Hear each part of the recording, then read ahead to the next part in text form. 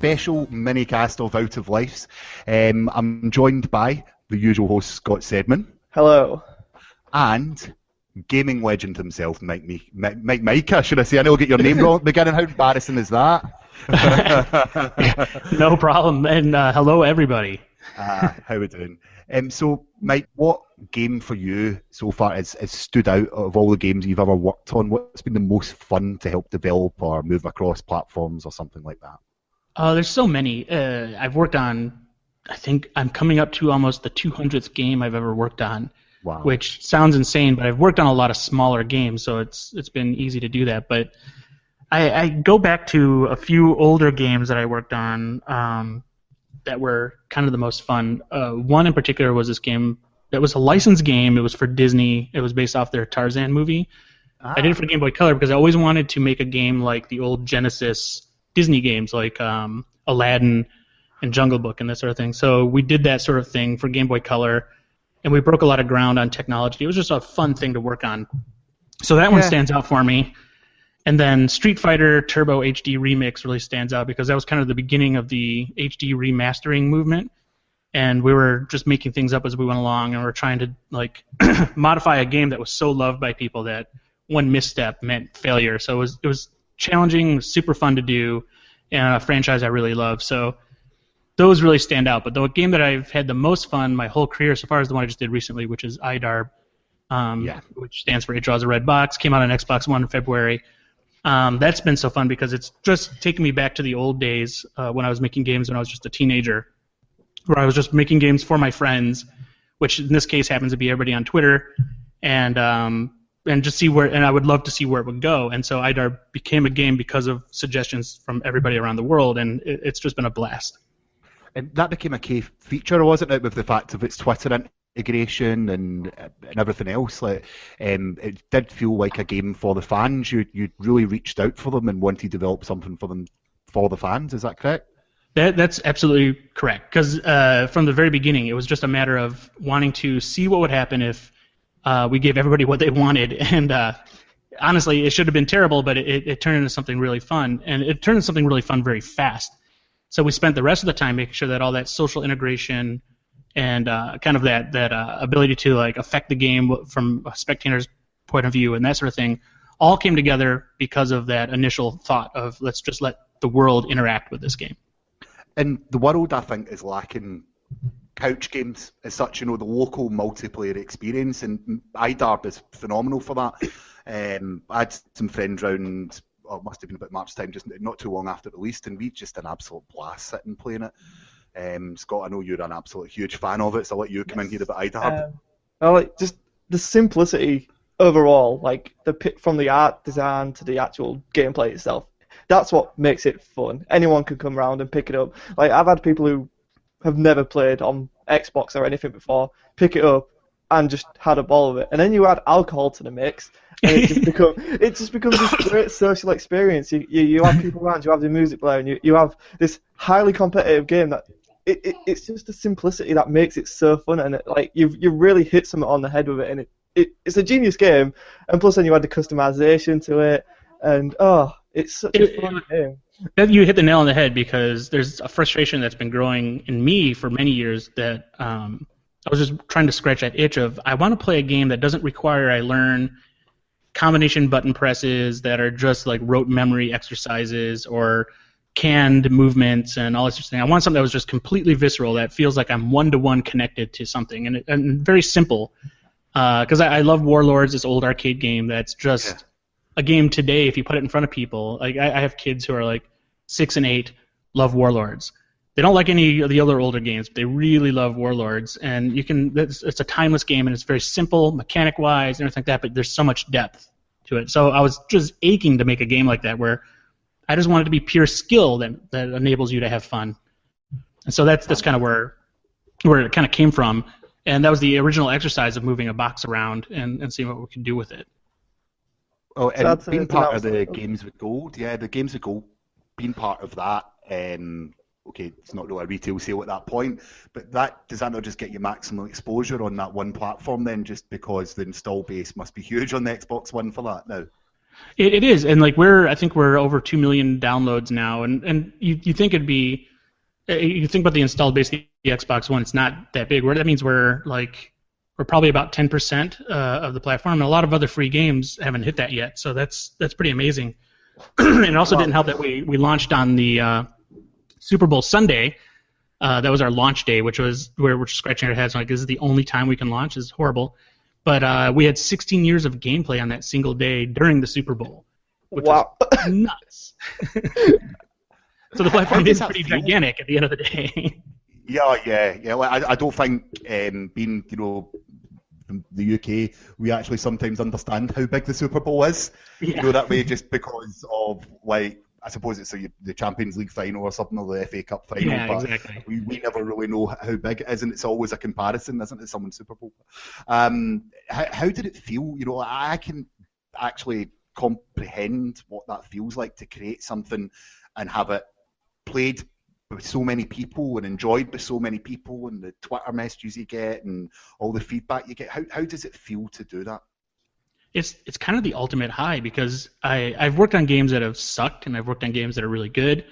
But when you work on one that's like 100% you, like you put everything in and honestly, like I think it was 2 days before it launched, I was talking to Chris Charlotte at Microsoft, who's the head of the ID at Xbox program, and I was in this panic. I'm like, nobody's gonna like this game. It's like this is gonna be terrible. People are gonna be so upset. It's this like crappy looking 8-bit game on an Xbox One. Blah blah blah.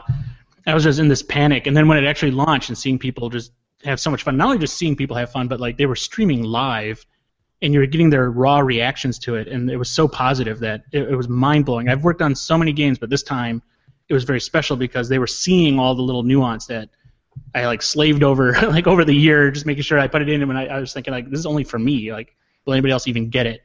And it is fueled by a lot of that weird like internet meme sort of sense of humor. That like if I were to do it at a dinner conversation, like it only maybe one person out of 10 would be like, oh, haha, that's funny. So I'm like, this is not going to go over well. But the gamer culture is really into that. So and that was validation to see that. And so all these little tips of the hat to different things, like even having Rick Astley in there as a hash bomb, kind of a nod to him and stuff like that, was just all that stuff like really resonated with gamers, which was awesome. And of course now you're coming to Windows 10. Yes. And this must be an exciting time because Microsoft are really heavily putting Windows 10 and gaming experience, that is a key part of their focus, and you seem to be right at the forefront of that with IDARB. They use it as an example, don't they? Yes, and it's pretty interesting because, this is weird because we're an independent developer, and there's been a history with Microsoft of, at least on the PR side, where they're not quite friendly with independent developers for a long time. Then the ID at Xbox program launches, which is phenomenal. And when this stuff was all happening, I'm like, this all sounds great, but it's really hard to make a large organization really get behind a small company or these sorts of things. And I understand that process because I've always been a small company working with large organizations. But this time around, and they're not paying me to say this stuff, this time around, they are legitimately amazing. We are getting answers to questions that I would not expect ever answered by anybody, really. Like, we're throwing everything at them, and they even send people out to help out. They do all stuff.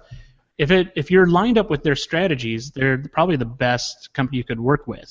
And so when PC crossplay was kind of coming around, we're like, well, we're in this position where we own this game. We could put this in and see what happens and do all these things. And so we just we expressed our interest in that, and next thing we knew, we had all the support we needed, and we had the game running across both platforms seamlessly. It was really phenomenal, and the APIs and the libraries they're building for that are exactly what you want, because they're basically one-to-one. If you make it for the Xbox, it pretty much just works on PC and vice versa, which has always been a promise, but it's never been that easy. This time around, it feels that easy, which is mind-blowing. And I can't wait to hear what they announce. I think they're going to be announcing some stuff at the end of the year here. But if you look at their roadmap, it looks like they're converging. They're doing this for everything. So if I can push IDARB to mobile, which doesn't make any sense really for the kind of game it is, but like if I can just do that easily, that's amazing. That's awesome, because now I can make games that pretty much spread the whole spectrum of platforms and launch them pretty quickly without having to like work so hard on bringing it to each individual platform. Now, I'm not sure exactly when I heard this, but I heard that you may have been the person to really crack crossplay, or the first. Is that right? I think we were the first playable crossplay game out there. And it was funny because our game doesn't have the best multiplayer online support. Like we put that in so quick near the end of the initial release that we were originally planning to be just a local only couch multiplayer game. And then Kevin Wilson, who's an engineer here, who's a genius also, in a matter of like a couple of weeks, took this game that we worked on all year and made it work online, which was mind-boggling. And so what we launched wasn't perfect, but it was at least enough for people to kind of get a taste of it. So since then, we've been reworking it, and the process of doing that was perfect timing for crossplay because we had to rework the way we're handling the way the games communicate and all this sort of stuff. So crossplay comes along, things that we had to do to the game were very minimal, and so we're able to get it in so fast. And I know there's other teams that were that had access to it earlier than us and all stuff, but their games are much larger, and there's a lot more problems they would run into. Like IDARB's really simple. Again, it pays off to be really simple. And so we were able to get that out there, show it off pretty early, and that was working on the real software that Microsoft had. I think even they were a little shocked that their software worked at that point because it was so early. But it did. We just plugged in and it just worked. That's just absolutely phenomenal because I think like Fable Legends will be a crossplay this weekend as well, and things to know you're at the forefront of that as well. Not only are you great with your fans and listening to your fans, but you do it with your own family as well. I believe that you were known as Donkey Kong Dad for quite a long time, and possibly still, as you replace Mario with the princess, and vice versa, Mario, you to rescue Mario as the princess in Donkey Kong for your daughter. Is that correct? That's right. In fact, there's a list just recently that went out where it's still going around where people are pointing that out. It was a hack I did, I think, 2.5, 3 years ago now. And I've been making games for ages, since like '94 professionally and all stuff. And of all that, like everything I've done, I've worked on Street Fighter and Rock Band and all these other games. Like the thing I'm most known for now is hacking Donkey Kong, because my daughter, she really liked to play Donkey Kong, and so when she was really young, like 3. And so I would sit her on my lap and we'd play the Donkey Kong arcade game, and she got pretty good at it even at 3, but it's a hard game. And then I moved her over to Super Mario Brothers and the series, and she really loved Super Mario Brothers 2 because you could play as the princess. And so she would play that. And then finally we went back to Donkey Kong because she was better at that game. And the first question she had out of her mouth was like, I want to play as the girl. I don't want to play as Mario. So I was like, all right. So I just kind of explained to her how it doesn't work. But that night I'm sitting there like, well, this is what I do. Like I hack games all the time. I make games. I do all this stuff. There's got to be a way that I can switch around. So again, Kevin Wilson, who worked with me on IDARB, he pointed me to some tools and gave me some suggestions. And I just started working on it one night. And by morning I had it all switched out. And as I was doing it, I was posting it online so my people who I were friends with on Facebook and stuff could see it. I figured they'd get a kick out of it. And what I didn't know is that, like Adam Boyes, who's now at Sony, and these guys who were following it, they started posting it up on Reddit. And by morning, unbeknownst to me, by morning, this thing just started to take off. And I had this charity event I was going to with my wife for my kid's school. And she's like, turn your phone off when we go to this thing because I can't stand you always checking your phone. I'm like, oh, okay, whatever. So I just put it in my pocket and shut it off. And we're kind of doing this thing, and my phone just kept going off. And finally I'm like, I should go check because what if it's the babysitter? So I go out and I'm looking at the phone, and it's all these messages from people like, your story's blowing up and all this stuff. And I immediately, having been in the game industry for a while, when somebody says your story's blowing up, I immediately went to the dark thought of what did I say in what interview about something? Is my career over right now? What's going on? Yeah. So I called my friend, and he's like, you're like number 2 on the front page of Reddit right now. I'm like, really? Like he was explaining the Donkey Kong thing, and just by Monday morning, I'm on all these TV shows and stuff because everybody was talking about it. But the thing was, one, my daughter's amazing. She wanted to do that. That was awesome. And 2, this is right when the women versus tropes in video games was kind of taking off. With, excuse me, with our Anita Sarkeesian in her series, and so there's a lot of controversy there. So I wasn't even really following that. I did this thing, and they kind of paired up, and it became like this super kind of message that was happening all at the same time. So that was just stars lining up, and it kind of exploded. But it was really amazing because what was awesome for me was seeing how much that meant to people, and having people who had daughters and also young women and stuff like that who were it was eye-opening because I'm just a white guy who doesn't, has my perspective, and to see how much that meant to people changed my whole opinion about the way I want to approach games and how I approach characters and all this stuff in my games. That's why IDARB has a character editor, because I want anybody to be able to be who they are or what they want to be in a game, because after Donkey Kong and that hack, I was like, this is how games should be. Like, they're a fantasy that is your fantasy, and that's supposed to be an extension of you. Like, my game should have that. That's brilliant. To be honest, it's good that the mindset changed for that, because you can see that it does actually show in your games. That my favourite part is actually sitting with my 4-year-old in IDARB. He likes making music. Yeah. And it sounds that, but you're just pressing buttons and then it will make a sound. And he's actually more interested in that than he is playing the game. And trust me, my 4-year-old is already a gamer, as Scott will tell you, because he once played in Halo. But Evan's quite happy playing any game that I'm wanting to play, but he was really really interested in the fact that he could make music on there. Now, there is something, Mike, which I have to admit I am very, very, very jealous of with regards to yourself, and it's not the fame, the fact you're a game developer. It is your dungeon. Oh, yeah. Now, for listeners that don't know, Mike's dungeon, I believe, is one of the rarest collections of computer games and consoles and everything in the world. Is that correct?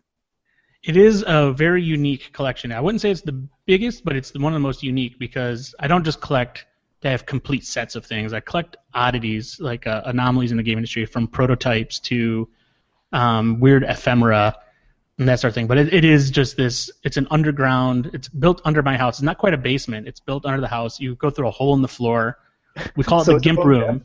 Oh, is it we call it the GIMP room because of Pulp Fiction, so you go down a ladder to get into it. Oh. Scott's got a GIMP room, but I don't think he keeps it. Different kind, Ross. Different kind. Different games go on in there.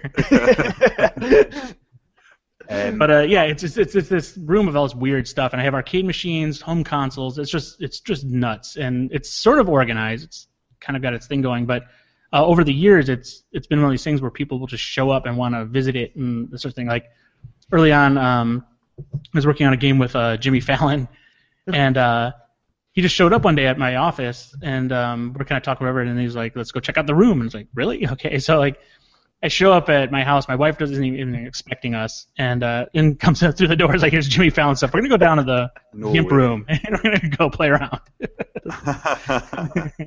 Any other famous visitors that have visited the yeah, I mean, a lot of other game designers. Like, we've had like the who's who of like game development's probably been there, because I used to throw these parties before E3 and stuff. So you'd have like Tim Schafer and these guys all down there playing games and everything like that. Oh. It's a fun thing to have, and it's also been very useful because over the years, it's got every bit of reference material you could possibly want down there. So even like recently, I've been wanting to check out some of these Commodore 64 games I grew up with for some ideas, and I'm trying to find a working Commodore 64, and so I'm on my 13th Commodore 64 from that room. It finally worked. Like that, and I'm looking at it going like, I have 13 Commodore 64s in this room. What am I doing? I've got a working one. Yeah, and I've got a working one, so it's awesome. No, I've got a working one as well, actually. It was my stepdad's.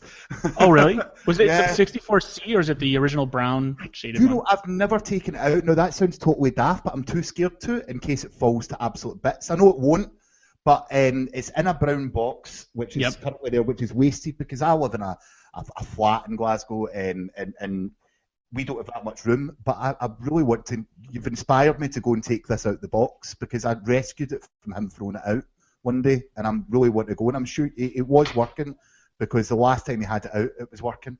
I'm going to go and do that. In fact, screw this podcast, I'm going to. Well, what you should look up. They sell these things online. It's like an SD card to disk drive. So it's like a little miniature disk drive. You put an SD card in it with all the Commodore 64 disks on it, and you plug in your Commodore 64, so you have everything, the entire Commodore library at your disposal at a flip of a switch, and you're playing it on real hardware. It's awesome. That's brilliant. I'm just trying to think. So I'm 31, so I was too young for the Commodore, but actually I'm just trying to think of first gaming experiences now. I think my first ever gaming experience was Maniac Mansion.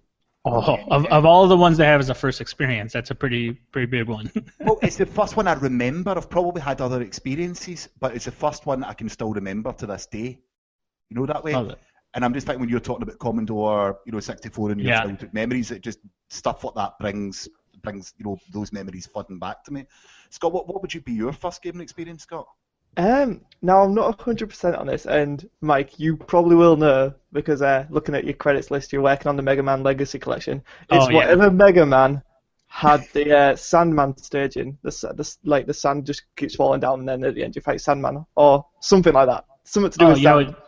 It's funny. I'm working on the Mega Man collection, but like I am one of the worst when it comes to Mega Man like lore and which game is which. I think it all blurs to me. And in fact, our collection that we've built, we have this challenge mode in which we mix all the games together. Oh god.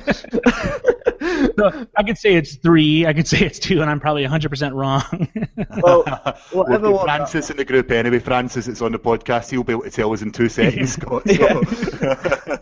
Probably gonna get lynched for not knowing that. Yeah. No, Mega Man, like, it's always been a weird thing in my family. Like, my dad had these NES, I believe it was, and then I just played that with a Duck Hunt and Super Mario Double Kart as well. Yeah. Like, so that was my origins as a gamer, really, playing them. And the thing about having one hand is playing the light gun game, Duck Hunt, it's great. And then, obviously, Mega Man was super challenging. And I don't think I've ever finished it. That's why I'm kind of excited for the Legacy Collection to come out. So, I can't wait till you guys try it out because it's the return of an old label that's where I kind of got my start in the industry professionally. Was this label called Digital Eclipse, and its focus was bringing back classic arcade games to modern consoles and PCs. And so when we grew as a bigger company and became Foundation 9, a lot of us left the company, and then Digital Eclipse just disappeared over time. We just recently were able to reacquire the brand again. So Mega Man is our first launch with that brand again. Oh, wow. And we spent probably more time than anybody should trying to make sure that the games are as exact as possible to the original hardware and everything else. Because emulators and everything, they do a great job, but they don't quite capture all the nuance of what it was like to play on an NES back in the day. Like from the distortion from the box to the TV, all that kind of stuff, and the sound and everything. There's just a certain kind of thing when you go back to the original hardware and you realize, this is what it was. It's not, and when you play original hardware on modern TVs, it doesn't quite capture it either because there's lag and all this other stuff too. Yeah. There's something about the NES, I don't know. I think that because my age, that was my first console, and I just remember the surfing mode and the surfing level in California games as being a nightmare. I remember Teenage Mutant Ninja Turtles being the hardest game ever created, and I Battletoads. Mike, you're bringing back all these old memories for me, and to be honest, I feel it's scaring me. But moving on, you were just talking about doing ports. I believe one of your ports that you've done from a Commodore port, was that right? It's a bit of a special extra. Which one are you thinking? Oh no, the names escape me now because I'm too busy thinking about Maniac Mansion and NES. Let me just grab my show notes, but give me a second. But this is obviously going to get edited out at the end of it. I was going to say, my whole career has been like games that were basically quietly rip-offs of Commodore 64 games. We even did a Lizzie McGuire game for Disney, which was just Jumpman. I'm like, I want to make a Jumpman game. And so we used Lizzie McGuire as the IP since they want us to do a Lizzie McGuire game. It's actually a very different story to that, to be honest, because we were working on a Lizzie McGuire pet cat game. It's like a cat simulator with Disney, and we'd spent 6 months on it, and everything's great, and then they finally showed, I guess, some executive at Disney, and they're like, we don't want this, we want like an action game for Lizzie McGuire. And so it's like days before E3, and they dropped this bomb on us, like, we need to have a different game to show at E3, and we're like, what? That is impossible. They're like, or we just don't show it, but we really need to show it, and the game could get canceled, blah, blah, blah. So we just started from scratch, and that's why we jumped to Jumpman, because it's like, well, I know Jumpman pretty well, and they want kind of an action game, so let's go ahead and make this game we've always wanted to make again. So while we're working on this game, and as we're driving down to Los Angeles from San Francisco, which is like a 5-hour drive, I'm on my laptop coding and making levels for this game that's being built on the fly. By the time we get down to E3 and the next day, we deliver a build that we built in a car, basically, and everybody loved it. So it's like, oh, geez, we just spent 6 months on this other thing that was challenging to get everybody to like it, and we just spent like a day in a car building this thing. The world works in mysterious ways. But one thing it did teach me was rely on my old instincts on the games I liked and just try to mimic those. You'll get much further than just trying to be totally innovative all the time. So Makes can you sense. speak to that with licensed games then? Because you've done a few licensed games Yeah. in your massive, I can't call it a filmography, a gameography? Gameography. Gameography. So how does that differ? Because it's always interested me, like with a movie licensed game or a TV licensed game to a actual, I don't want to say actual game because all games are games, but do you see where I'm coming from with that? How does it differ? I totally do. It's one of those things where like I grew up like loving and hating movie games because movie games are like the kiss of death. Like, oh, there's Last Action Hero, there's all these things, there's Hudson Hawk, whatever. And they weren't always the best games. You felt like they were cash-ins and that sort of thing. So when I started early in my career, probably the most profitable opportunities, the ones you could get the easiest as well, were the movie opportunities. But it was also you're kind of like struggling with your inner self, going like, I don't want to be the guy making the movie games. So the one thing that was really cool for me was I was working on Game Boy games, and if anything else in the game industry that anybody doesn't know this is that in those days, a publisher even looked at the Game Boy games you were making. They would just let you make it because it was just such an afterthought, and it was such an inexpensive thing compared to the bigger games they were working on that they were just happy you could make a game and then print money if they sold it. So that was to me, it wasn't like there's an opportunity to make, put crap in a box and ship it.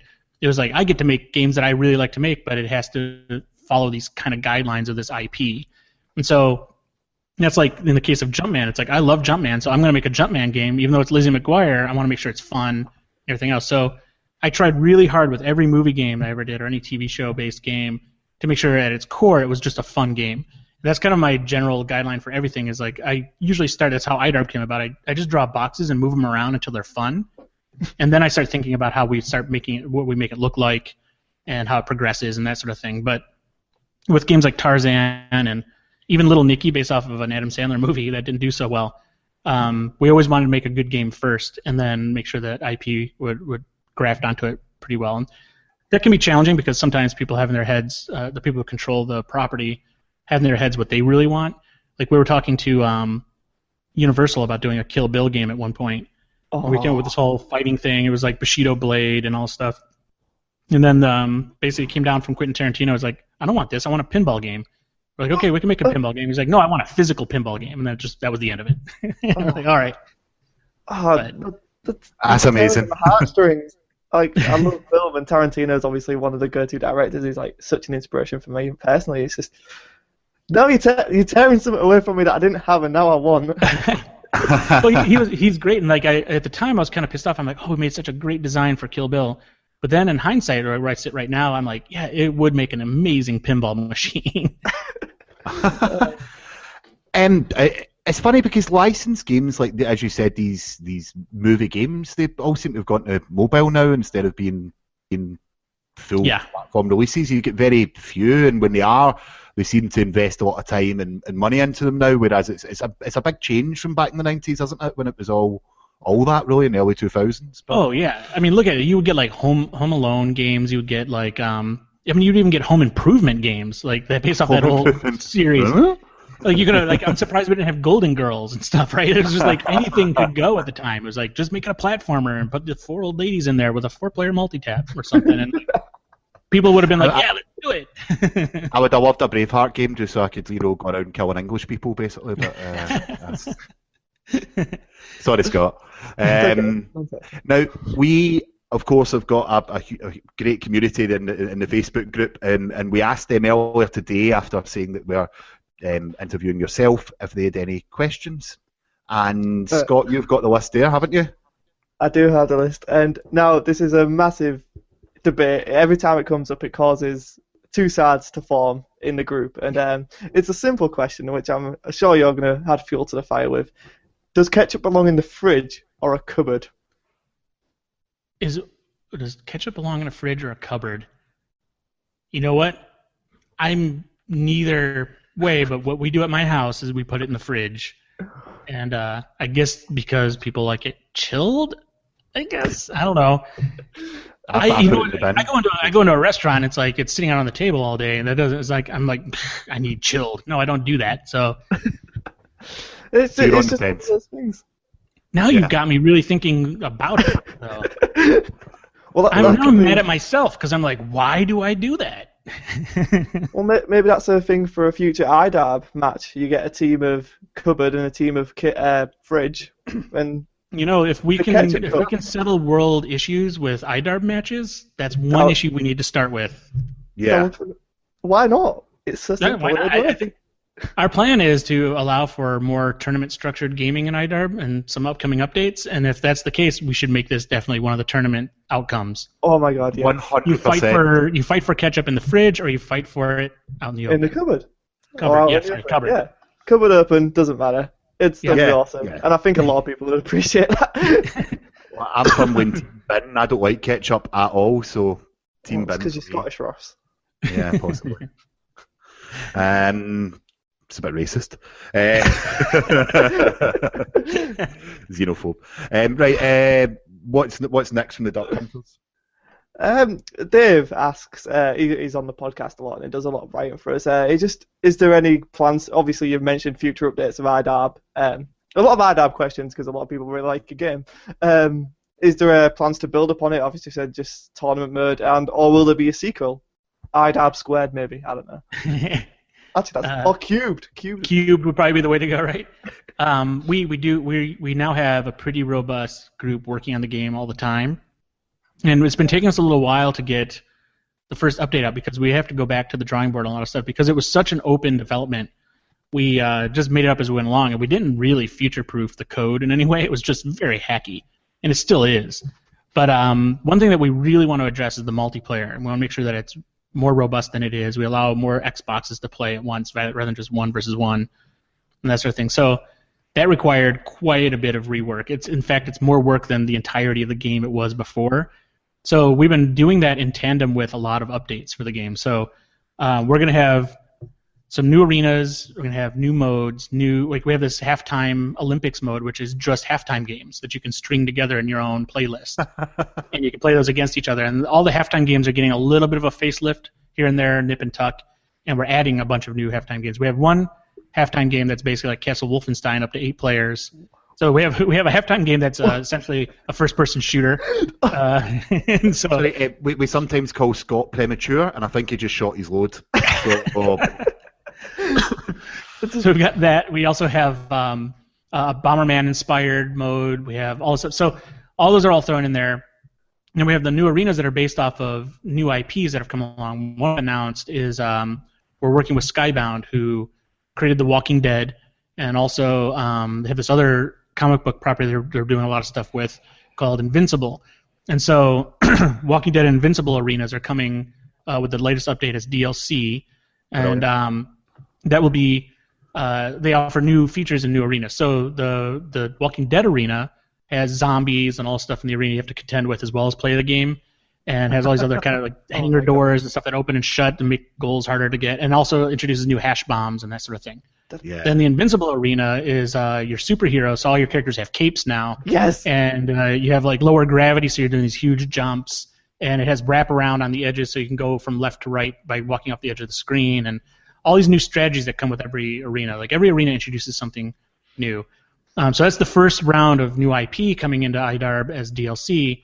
And then we also are going to offer our first DLC pack. Actually, is going to be a arena pack that we were originally going to charge for. We're going to put that out for free to say thanks for everybody for waiting. And that's going to introduce some more arenas as well, and more hash bombs and more halftime shows. So we have all kinds of content coming in, a bunch of new modes. We even have a sequencer thing because we found out that people really do like making music in IDARB, and what they really would like is if they could sequence a bunch of their tracks together. So we put in a sequencer so they can actually make longer songs and that sort of thing. I think with this update we might actually be adding in new instruments as well. I'm not sure. I'll double check on that. But the plan is to add more instruments and stuff for people as well. And then also an ability for people to trade characters, songs, and logos amongst their friends without having to use QR codes. So we're putting that all in there. Yeah, there's a lot. There's new music, new stuff. There's like we track rage quits and stuff now. So if you want to match up against people who don't rage quit all the time, you can make that a criteria. And then we also have different kind of terms on it. Like if you quit really soon, it's just a missed connection, so it doesn't penalize you because maybe it's a bad connection or whatever. But yeah, all that kind of stuff in there. And halftime victories are tracked and stuff like that. And we added new things like endorsements. So if you stream a lot, people can endorse your game. So like your teams get these endorsements. So you can see very quickly which teams you've been streaming that are the most popular by people who have been watching and endorsing the team.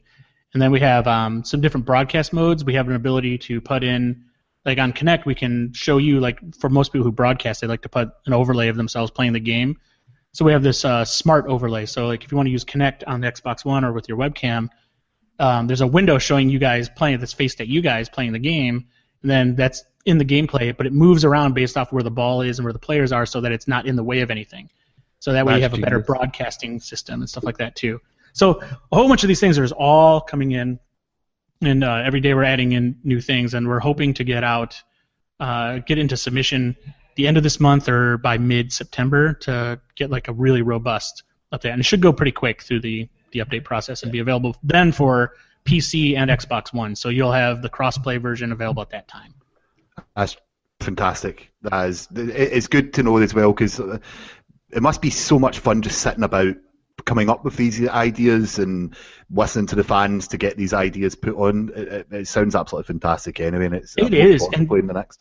What better fans too? I couldn't ask for better fans, because just even yesterday we have this one guy who's helping us debug some things in the original release on the way the game shoots the ball, and he had a lot of these suggestions, and he sends all these videos, and like it's better than any QA group we've ever worked with. The fans are so meticulous about everything, and it makes our jobs way easier, but also it gets us more excited about it, because for people to care that much, it just makes coming into work every day that much better too. It's awesome. Yeah, brilliant. Any more questions, Scott, from the Duck Hunters?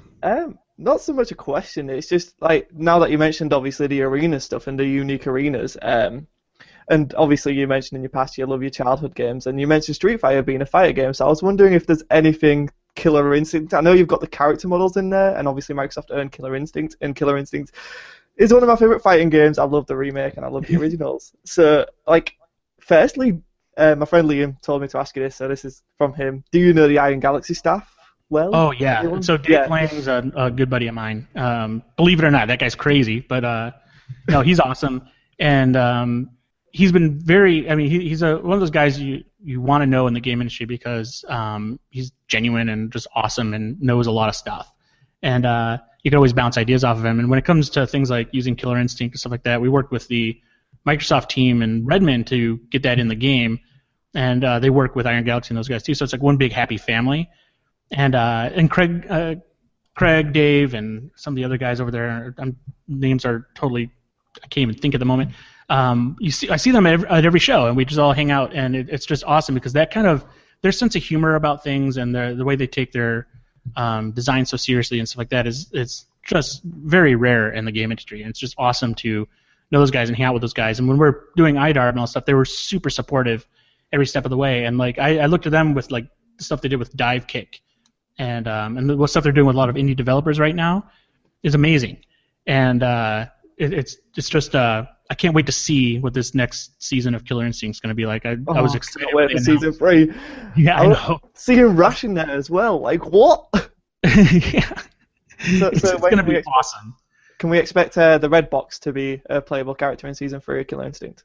Ooh. No. I can say no right now. I can't say. Well, no. No, it's not going to happen probably. But if we tell them we want it, I bet it could. I still can't wait for the Telltale IDARB game. Oh, wouldn't that be great? Like the story game. The story mode. Yeah. The Mustache Cops, right? Like, what's their story? What's Breakfast's story? Yeah, just the IDARB, Telltale just doing the way you can do it yourself, to be fair. I'm sure. But just that way, that Telltale style game, could you say? You know what? I would want Telltale to do it, because I couldn't do it as good as them. So it'd be awesome. We always joked about the backstory of some of these things, because we have like such a weird, eclectic team roster that it would be awesome to hear the backstory for. Like Mustache Cops. Like we have a new arena that's being worked on for the new DLC. That is the Mustache Cops based arena, which is awesome. Oh, brilliant. And then we also have a breakfast arena and stuff like that. So it's going to be pretty interesting. Those things probably haven't been announced, but I just announced them by accident. So there you go. Oops. You can keep it in. No, a really important question, and it comes straight from deep down, this one. What's the biggest animal you think you could knock out with one punch? One punch? Yeah. Ooh. The biggest? That's a good question. Yeah. I'm kind of, in my mind, here's my thought process. I'm like, what big animal has the softest skull? I thought the same thing. Do you want to know the answer so far? Let's say the indie queen so far went for the biggest. She said a giraffe. Ooh, that's pretty good. And also, you think that their heads are pretty sensitive, right? So yeah, that's why it's so high up. I don't think I could win an answer. Yeah, it's like I would have to sit there and convince the giraffe to bend down and talk to me, but in a bar. But I said a pig, and Dave from the group, I think he either said a gerbil or something like that. I can't remember. But I think I'd take a goose on. A goose? I think I could probably do like a certain breed of dog, probably like a Shih Tzu or something like that. I'd probably do that. Otherwise, I think I would probably just get my ass kicked by any other kind of animal. It'd be a punch, but they would just retaliate, and I wouldn't be able to handle it. Regret it immediately. Scott, any more questions from the group? Just one from Matthew, he's a software developer at the moment, but he obviously wants to get into the gaming industry and game development itself. So how would you go? Obviously it's a massive landscape change because obviously indie developers are more prevalent. But from when you officially started in '94, which was when I was born, so you've been working as long as I've been alive. What advice now would you give to help start someone's career in the development industry? It's it's interesting because in many ways things have changed so much, but in other ways it's kind of gone back to the old way of doing things. Where when I was growing up, the way you got attention was to actually make something and go show people. And for a while, up until about 8 years ago, it was very difficult to do because there was no entry point for people to just start dabbling with something and making a game. Everything was very you had to have a dev kit, you had to do this and that sort of thing. But now it's so easy to download Unity and just start poking around and making something that I think the best when we look at people to hire and that sort of thing and people come through, the people who have a demo and demonstrate what they've built and can talk about how they built it, they have the best chance, better than education and background or any of that sort of thing. If they bring in something really cool and then demonstrate their logic in a way that seems pretty innovative, we'll hire that person more than almost anything else. And experience counts, but when you're coming in new, it's that demo that really blows people away, especially if you haven't done anything before. We had a guy years ago who his previous work experience was working for the city on sewers, and he took it upon himself to make a Game Boy game from scratch, just from reading on how to do it online, and he made this version of Hard Hat Mac, that old Commodore and Atari game, for the Game Boy. And he brought that in, and that was this is amazing. And his background was management, but he also wanted to learn how to program this stuff. So we hired him. He became one of our best producers. And there's what was his entry point? He showed us a demo, and it kind of blew our minds, especially knowing his background, that he could go from not knowing anything about programming to doing this out of sheer will. And we're that's going to get him really far, and it did. And so get that demo out there. I have kids that come through here. There's this kid who was 13, and he was showing me these apps he made on iPhone that were amazing. I'm looking at stuff, and he's he did all the art, did the music, did the gameplay and all stuff, and he did it all in Unity. And I'm if kids like that can do these amazing demos that, frankly, some people we work with have a hard time getting it done in the kind of time he had, it's amazing. And so that's what I think people should really do, is focus on building your own thing and doing every bit of it. When you go to school, there's a lot of emphasis on focus on things, be an engineer, be an artist, be whatever, when you go to these game schools and that sort of thing. But I think the most well-rounded approach is to dive in and try to do all of it yourself, because the experience you get from learning what it takes to put game audio together, what it takes to animate something, what it takes to create a model and these sorts of things, that experience, whether you go into that full-time or not or spend most of your time doing that, is so invaluable because you need to relate to your teams that you work with, or with the small team you get to work with, or whatever. And that ability to articulate what you need and that sort of thing through the eyes of what they do, so valuable. So definitely download Unity or download Unreal now and all these things that are very easy to get, and just start poking around at it. And the tutorials that are out there now, nobody has ever had that. Like I struggled even back in the day to learn how to program a computer because there was only so many books available, and they didn't tell me everything I needed to know. I ended up like talking to other people at like user groups and stuff to figure stuff out. If I had the internet back then, the way we have it now, like my life would have been so much easier. I remember I programmed a game by using a disk sector editor, which was this tool that would just show you the raw data on a disk. And I would go to the file where the game was that I was like looking at, and I learned over time to decipher what all those bytes meant. And I would change them and all stuff and see what would happen. And through the process of elimination, figure out how to program a Commodore 64. And I took this demo into this computer store. I showed this guy, and I had this isometric frog hopping game that was kind of like Crossy Road in a way. And it had split screen. It was 2-player and all stuff. And the guy's like, "This is really good." He's like, "What monitor did you use, or what assembler did you use?" And I'm like, "What's an assembler?" He's like, "What?" And he's like, "What'd you program this in?" And I showed him what I did, and he looked at me like some sort of weird, like freak, like a total freak. He was almost afraid of me. And then he gave me a copy of an assembler for the Commodore for free. And he's like, "Go home and look at this." And like I did, and I looked at him like, "Oh my god, I can make a game a week with this. Like this is awesome." But it's like the tools then sucked, and now they're so amazing. And you have this resource online that of a community of millions actually now that are willing to help you out, and that's the best situation you could be in. Fantastic. That's great, and you are right. We're a very privileged time, aren't we, at the moment, about people being able to get as much information as they want at their fingertips. But Scott, anything else from the group? Not from the group. I just more personally, because we've been talking about games a lot, and obviously you've sort of mentioned your film influence, and I'm trying to be a director. That's where my passion is. But I do love playing games as well, and your games more specifically. But yeah, so like, what other stuff do you do apart from developing games? Well, I went to film school for college, and I wanted to transfer out to USC in California at the time, and it was very obvious. Like I was better at making games than I was at, or my chances of making games were higher than my chances of making movies. So I love film. I love the process of editing. I love writing. I actually really like writing screenplays. I write these really dumb screenplays. A friend of mine and I, we get together regularly, and we're writing now like probably my first serious screenplay in a while. But like everything before it was about like icebergs hitting San Francisco, and Bigfoot scripts and stuff like that, which I just love. I must love you. Sci-Fi Channel must think you're great. So you know what? Our iceberg script had a chance with Sci-Fi Channel at one point, and we just got too lazy to take their notes. Oh no! Oh. I would have loved to have seen that. Maybe give me 3 years once I finish university. I'll help you and we'll make it. You know what? I'll send you the script so you can check it out. It's pretty funny. We have, they set up base camp on like Alcatraz Island, and like the Norwegians send these icebreaker missiles, and it's a sentient ice from space because it's an asteroid or a comet that hits the Pacific and starts to grow. It's really good. It's really dumb. There's this scene where it's like Fast and the Furious where the ice is coming through. And there's these kids in these awesome muscle cars, or not muscle cars, what do they call them now? I'm like old. They're like street racing against the ice and everything. It's awesome. Oh my god, that just Ross. Is there anyone Scottish in it? Anyone Scottish in the movie though?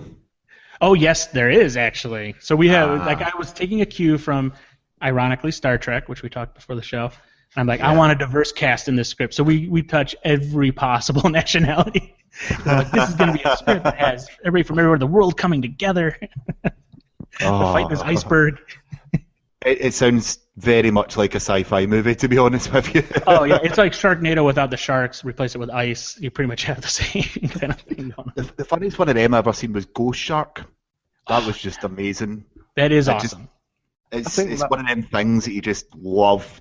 You know it's bad, but you just love it because of that reason. Oh yeah. Shark ghost. You know what I mean? Don't go near the water. It's a bloody ghost. It doesn't need to go in water. You know what I mean? Like, oh no. I don't know the premise of it or the premise. Sorry, should I say? Obviously, premise is absolutely fantastic. I love all these kind of things. I love these things. Now, I'm more likely to watch those movies than anything else that comes out in the theater these days. Oh, you should start I watching do Scott's too. movies then. Now what that? No. Well, that's what I'm talking about. I animate the best, obviously. Obviously, it's high quality stuff. Scott does. The one of the things I was going to ask. In fact, Scott, was there anything else you were going to ask something else here, weren't you? I was just going to mention that I love that idea, and you should definitely send me that script over. I'll look at it. Definitely will. That is straight on my alley. Ross has known me a while now, just under a year now. But yeah, like Ross has known me that long. Like the film you just described is the film I would love to make. Like I love over the top stuff, and it's See, Mike, man, we've got a connection. Oh yeah, so let's keep talking about this. Let's write a script together. We'll do that after this. Hell yes. I can't write. I'll just be in it. I'll be person decapitated number 6. Or the Fat Scotsman. Just write that down. There's one thing. One of the guys in the group, he's on the pod, Kev, is a bit of a Adam Sandler fan. I believe you've got a funny story with Adam Sandler. Is that right? So I did work on that Little Nicky game, and Sandler and his guys were awesome. Like when we said we'd work on the game and all stuff, they were such an open book. They're super cool, and they invited us down to check out Little Nicky in progress in LA. So we're like, cool, we're working with Ubisoft and stuff. And then Ubisoft, it's funny, we're bringing like 3 guys, and Ubisoft thought, because I think they all wanted to like meet Adam Sandler. So there's these guys from France came, and so like here's 3 of us, and there's probably like a dozen people from Ubisoft there who don't know anything. They don't even know we're making the game really. They just haven't met us before, but they all want to kind of meet and everything like that. So we go down there, and we're pitching what we think the game should be and all stuff, and they're really getting into it. Adam Sandler's in the room, and his one of the guys he works with, this guy Alan Covert, who's in a lot of his movies. Super awesome guy. He's going to be our producer on their side with this other guy, Nick Goosen, who would go on to produce Grandma's Boy and write it and everything like that, which was cool. So it was a really good time on stuff. But like the thing was like that morning, for whatever reason, for breakfast we went to a Mexican place, and like we should never have done it. My stomach was so messed up, and so we're sitting there in this meeting, and I'm just like, oh no, like we don't have much time with these guys. I can't go to the bathroom or anything like that. But like, and I'm feeling sick. And Adam Sandler's like, hey, you guys want to let's go check out the shit. And he's like, let's go check out the movie. And so it's kind of like, all right, cool. So we're going to the editing room, which is this super small, like 8x8 foot room it's full of French people now and us and like the director and Adam Sandler. And or he's showing us these scenes on stuff, and it's just building. I have to fart so bad, and I know it's going to be evil. It's going to be this unholy thing, and I always had this saying back then. I was like, it's like a release valve. Like if you have to shit yourself, like if fart means hold off for another hour, that's what you got to do.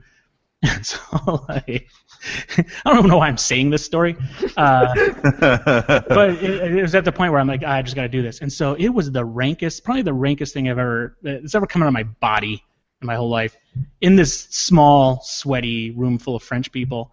And but the best thing was like everybody clearly knew something was wrong, and everybody just assumed it was the French guys, which was awesome. Because even afterwards, like we'd meet, like, oh my god, one of those guys like let something horrible go. I'm like, yeah, that was terrible. I want to get out of there so bad. Just totally played it up, but it was awesome.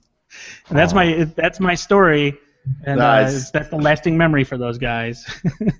And it has haunted you for a long time then, if if there's still people are asking you about it like ourselves. Oh yeah, I was in Austin for this game show thing, and these people were coming up for autographs because I did this Atari Dig thing where we dug up ET cartridges. Yeah. In Mexico. And so we're signing stuff about that and everything like that, and there's these line people come through, and like I swear 1 out of 5 people going like, man, you farted in that editing room. That was cool. Like, there's nothing cool about it. Yeah, because the Glasgow Film Theatre had a screening of Game Over when it was on. It was fantastic. It was such a great story about all the Atari ET games. It was fun to do. That day was nuts. Like to be in that desert during a sandstorm digging up old Atari games was so surreal. Oh, I can't even imagine. I watched the IGN coverage on it, and Major Nelson done his bit as well, didn't he, when he was talking about it? But that was just a phenomenal story. In fact, if anyone's not seen the documentary about that, check it out. But I think we're sort of drawn to an end here, because we've well overran, and thank you so much for all your absolute time. Now, we always ask if people want to promote Eden. So is it Eden? I know you've got a book that was a couple of years old out, and you've got your games. Anything else you want to Mega let Man. people know to check out? Oh yeah, so Mega Man Legacy Collection's coming out in a week, I think, or even sooner. Oh, I think it's next week. Xbox One, PS4, and then we'll have the Steam version coming soon too, as well as 3DS this holiday or this fall, I think. So that's going to be soon. I recommend people go to that. We just did Yu-Gi-Oh! For Xbox One and PS4. I forget. We've done so many Yu-Gi-Oh! Games. I forget which subtitle this one is, but it's got them all, and I've been playing it. Yep. There you go. See. So we've got that out there, and that's been doing really well, and people seem to be really happy with it. We've got some fixes coming to that too. But Can I ask you a question about that? Yeah. Are you going to update the Arc 5 story? Because there's only one level. That's a good question. I think Konami is toiling over that right now and how to approach it, but we're ready whenever they are. So we'll see. It's great, by the way. It's if you play Yu-Gi-Oh, that was my childhood card game. Yeah, go and play it. It's quite fun. Oh, it's cool, and the people here are big fans of the game, and then it was awesome to having worked on several before to put it all together and make this kind of complete version that still has room to grow, but it was just awesome to work on. Really good. And then IDARB update coming September, and also PC version in September, and that's kind of it right now. Thank you so much for coming on to the podcast. It's been an absolute pleasure chatting to you and take the time out. We can't wait to play Mega Man the next few weeks as well as the next IDARB update. Scott, I'm going to beat you at it this time. Oh, you definitely are. I meant and. He's not. Ross, if you do win, I have one hand, I have an excuse, you know this. That's a terrible thing about when you're playing against disabled people. He pulls this one hand thing out on me all the time, you know what I mean? And it's like, oh, right, Scott, give it a rest. And if he wins, he brags about the fact that someone with one hand beat him. You know what I mean? That reminds me, in college I would play Puzzle Bobble or Bust a Move or whatever they called it, all over the place. And it's the color matching orb game with by Taito or whatever. And I schooled my friend over and over, and I just kept rubbing his face, and we played it for a whole week, and he just sucked so bad at it. Finally, I'm like, dude, why do you keep playing this? And he's I just want to learn about stuff and like that. And I'm like, why do you suck so bad? And he's like, forget I'm colorblind. I'm like, yeah, I shouldn't do the dance anymore every time I win. And I believe that's the perfect place to end that. I think so, yeah. He was trying to play by looking at the little critters and the spheres and stuff like that. I'm like, oh, I feel horrible. Well, Mike, you've been an absolute pleasure. We hope to get you back on one day in the future. Thank you so much for coming on again and for taking your time out of your day. Oh, it's my pleasure. I love you guys in this show, so anytime. Thank you so much. And as the custom goes, we always have to say a duck hunt to you. Duck hunt to you, sir. As I said, stay on, and thank you everyone for listening to this very special edition of Out of Lives. It was a minicast, but it's went slightly longer. And we'll see you on the main show, where we have a very special guest announced. We have IGN's Alex Simmons on Monday coming to join us, so we'll look forward to seeing him as well. But thank you very much, and I'll catch you all later.